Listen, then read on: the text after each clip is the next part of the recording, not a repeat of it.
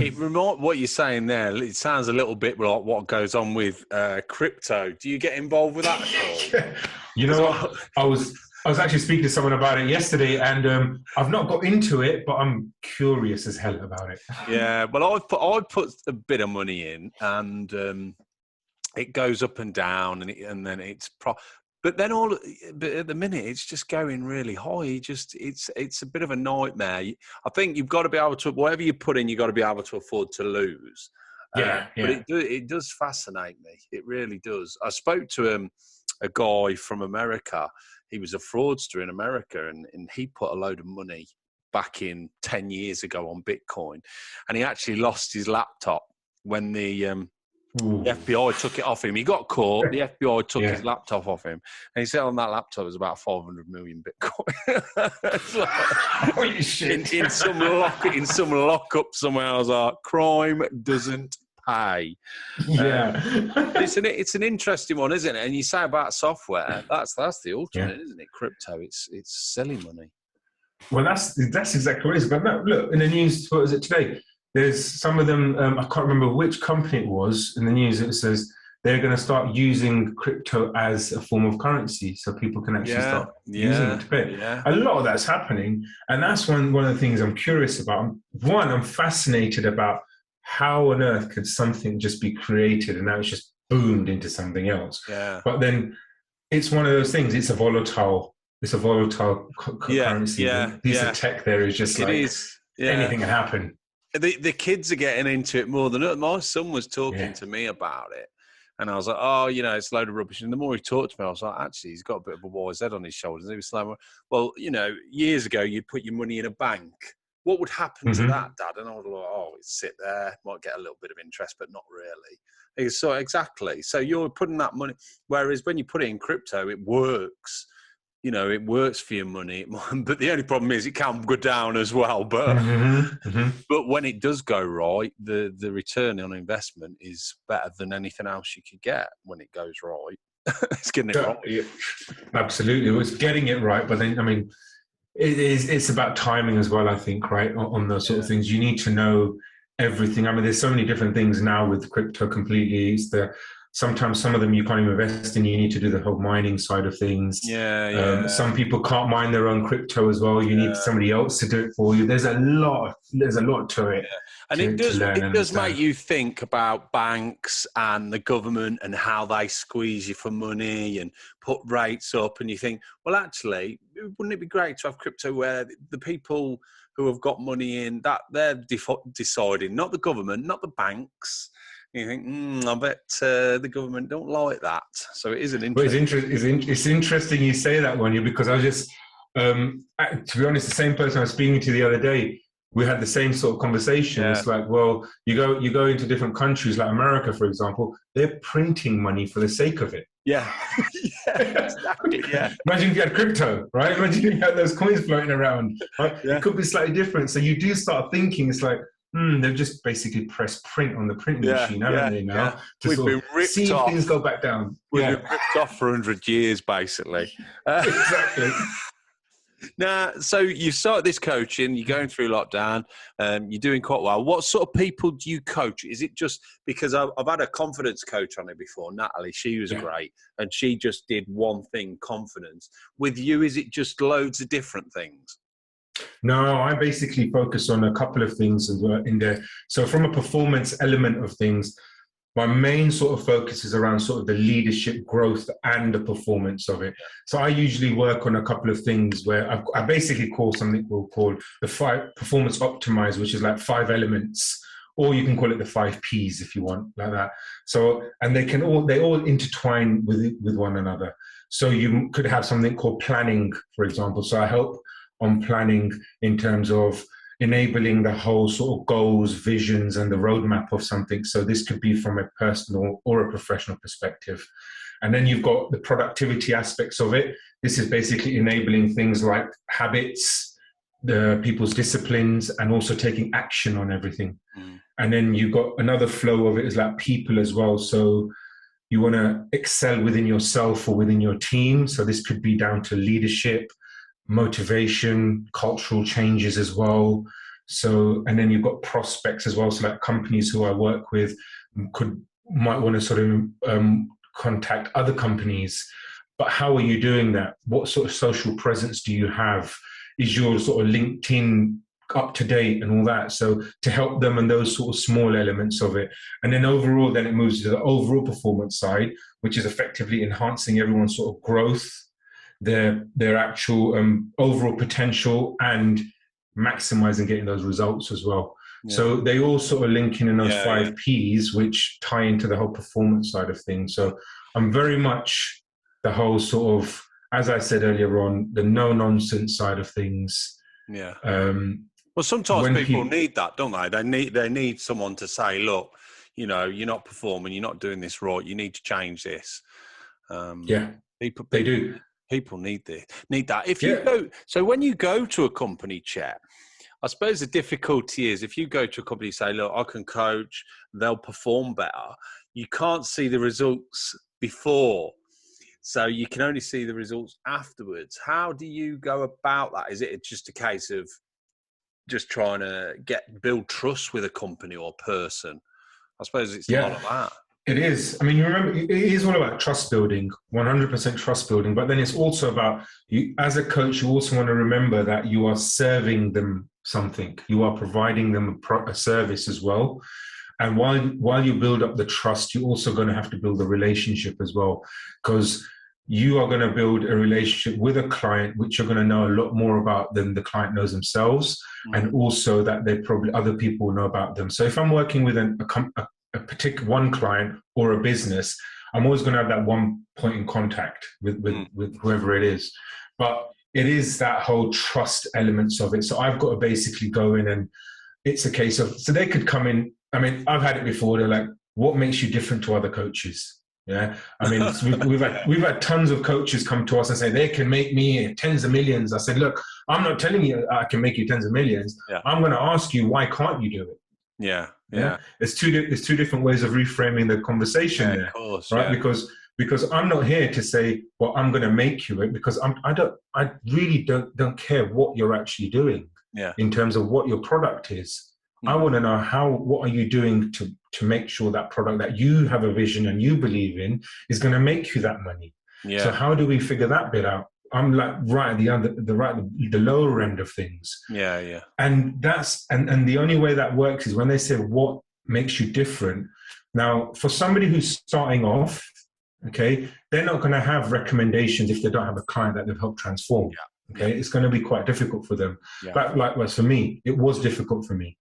But if you have got a client, those sort of things, testimonials, reviews for those sort of people, it's like I've had a client who I've helped from a limited company to a corporation, in a short space of time. I mean, that's a huge thing for me, but then also for them, right? So it's showing them like your results of what you can do. But if you're going in the first time, it's going to be a lot harder. Right. And for me, it was quite difficult as well. It was a flipping slog and a grind as well, right? Because I was on LinkedIn, I was messaging people, I was sending out free gifts, I was doing free talks, offering everything for free, because it was free value, which I was able to make sure, as I said earlier on, was what can I change and what can I make change at that point in time for you? And then now let's talk about the long term. So it's one of those, it's that, trust is a huge factor. Yeah. And that's interesting what you say about the marketing is offering value. I mean, I have it somewhere here, offering value, especially in the filmmaking business, because you don't get paid for anything unless you're bloody Spielberg. Exactly. And it's an exchange of that value. And that's interesting what you say about marketing yourself. Because, you know, you've got the experience from, you know, the software and all that, but actually starting on your own, you've had to start from scratch and you've put the hard work in and marketed yourself using social media, using value. It's interesting, isn't it, when people say they struggle to get started, it's just putting the hard work in and offering value, isn't it? Yeah, and it's absolutely, but that's the thing. I mean, if you've got that entrepreneurial mindset, is one of those things that you can't just sit on your chair and just think that something's going to come to you. Yeah. Right? No. You can't, right? And you're not going to do that. You wish, isn't it? You wish it's going to come falling down at your feet and thinking, yes, I'm going to make my millions here. Let me check my crypto. Yeah, there you go, right? Exactly. Pick up your phone, check it. But the thing is, having that sort of mindset, I mean, again, the number of people that I've spoken to, right, they've always said, I wish I did this. They've said that. And I've always said to them, I said, well, why aren't you doing it? Okay. Yeah. And like my dad the other day, he's worked for flipping like 35, 40 years in one company, and now they closed down, he's working in another company. He said to me the other day, he goes, oh, Chet, you know what? I just thought about creating an exclusive ice cream van. Right? And I was like, that's the first time I've heard my dad actually ever say he wants to start a business, right? Yeah. And that got me thinking, right? Thinking an exclusive ice cream van. Can you imagine going around to people booking you and you're having these fabulous desserts? Who's not going to buy this? And you're making whatever they want and all that sort of stuff.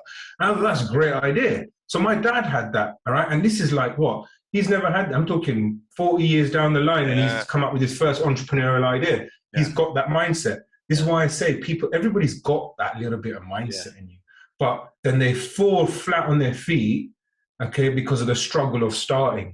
Yeah. Okay, and then the difficulty of actually starting. The fear of starting as well, man. It is the fear, right? And this is where a network comes into place, right? They're here to help you. I'm not necessarily saying you're going to go and speak to a coach. I'm saying reach out to the network, that the people that you want to actually get involved with, get ideas from them. They're all there willing to help you. We're still in a pandemic. During this time, the amount of people that have been open to collaborations and helping and offering free advice and support has been more than anything, right? Okay, this is the time to do it. And I did that at the beginning. Like, I didn't understand a few things.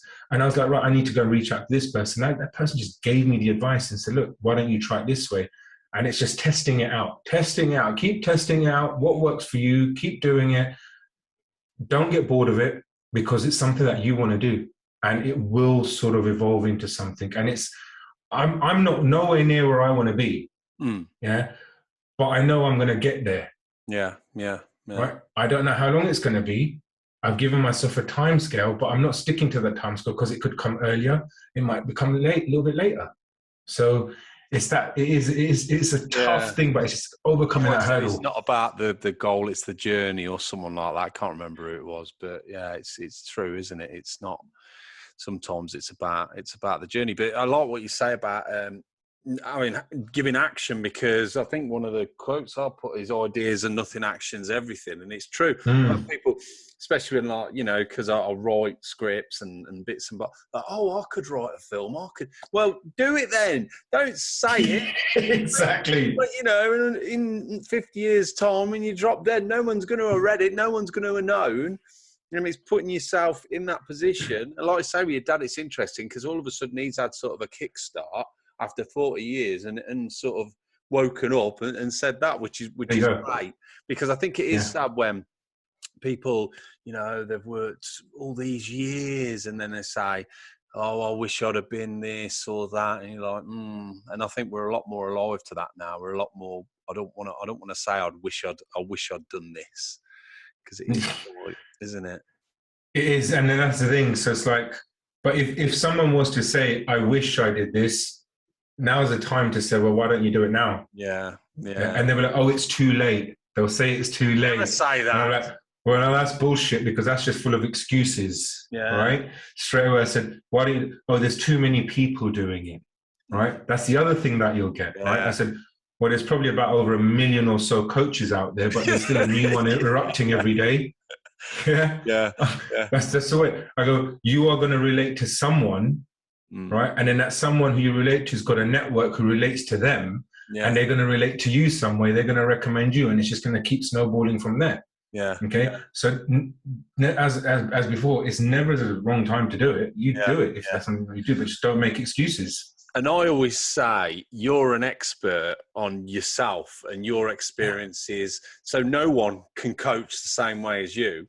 You are your own Exactly. expert. So regardless of how many other people do it, you know how to coach your way, and that's your expertise.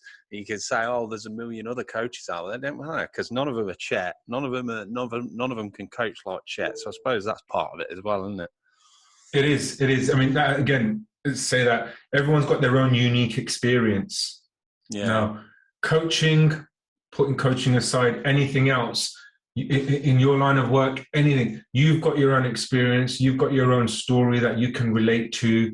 There's so much out there that you've got other, your network that you can relate to. And that's the thing, right? Everyone is unique in their own way, and everyone's got their own experience as well, which they can share. And that's where it all sort of formulates from, because it's like, who can you relate to, right? I mean, like, I can talk about my sort of issues that I've had over the years till the flipping cows come home, right? But I know that it's related to the certain people that I work with. Okay, at somewhere or the line, right? It's happened, or they've, like I mentioned, that I went through a divorce, for example, right? I didn't know one of my clients was going through one of those until they basically opened up and said, "Oh, do you know what? I've had the same thing. I can relate to you." And they're like, "Oh, wow," sort of thing, right? It's like, you just don't know. The smallest things can have a link. Yeah, it's true. It's true. So where do you see this going then in the future there? Where would you like to see it going, Chet?